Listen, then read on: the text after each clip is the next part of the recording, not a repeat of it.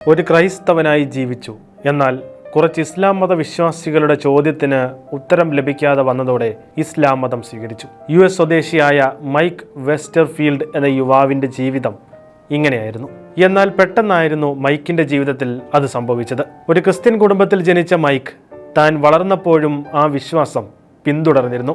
ഫ്ലോറിഡയിൽ വെച്ച് മൈക്ക് പരിചയപ്പെട്ട മുസ്ലിങ്ങളുടെ സ്വാധീനം കൊണ്ടാകണം അവൻ അന്ന് ക്രിസ്തുവിനെ ഉപേക്ഷിച്ച് ഇസ്ലാം മതം സ്വീകരിച്ചു. ഒരു മുസ്ലിം പണ്ഡിതനാകാൻ ആഗ്രഹിച്ച മൈക്ക് ഇസ്ലാമിക് യൂണിവേഴ്സിറ്റിയിൽ പഠിക്കാൻ തീരുമാനിച്ചു. നീണ്ട 12 വർഷം അദ്ദേഹം ഒരു മുസ്ലിമായി തുടർന്നു. എന്നാൽ മെല്ലെ ക്രിസ്തുവിലേക്ക് മടങ്ങാൻ ആഗ്രഹിക്കുന്ന സംഭവ വികാസങ്ങൾ മൈക്കിൻ്റെ ജീവിതത്തിൽ സംഭവിച്ചു.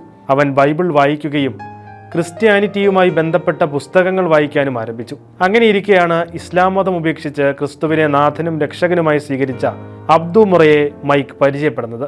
ആ പരിചയപ്പെടൽ ഒരു ദൈവഹിതമാണെന്ന് പിന്നീട് നടന്ന സംഭവങ്ങൾ തെളിയിച്ചു. 2012 മൈക്ക് ഒരു സ്വപ്നം കണ്ടു.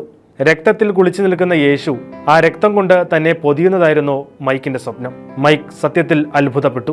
എത്ര മറക്കാൻ ശ്രമിച്ചിട്ടും മനസ്സിൽ നിന്നും മായാത്ത ആ സ്വപ്നത്തെക്കുറിച്ച് തൻ്റെ സുഹൃത്തായ അബ്ദു മുറയോട് അദ്ദേഹം പങ്കുവച്ചപ്പോൾ അബ്ദുവും അത്ഭുതപ്പെട്ടു. കാരണം യേശുവെ, നീ മൈക്കിന്റെ സ്വപ്നത്തിൽ പ്രത്യക്ഷപ്പെടണമേ എന്ന് അബ്ദു പ്രാർത്ഥിച്ചിരുന്നു.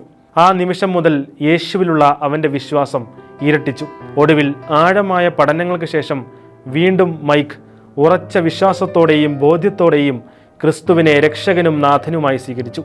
ബോധ്യമില്ലാത്ത വെറും പേരിന് മാത്രം ഒരു ക്രിസ്ത്യാനിയായവർ അന്യമതം സ്വീകരിക്കുമ്പോൾ അവരെ തഴയാതെ അവർക്കായി പ്രാർത്ഥിക്കുക. ഇന്നല്ലെങ്കിൽ നാളെ അവർ പൂർണ്ണമായ ബോധ്യത്തോടെ ക്രിസ്തുവിലേക്ക് എത്തുമെന്നാണ് മൈക്ക് തൻ്റെ അനുഭവത്തെ മുൻനിർത്തി പറയുന്നത്.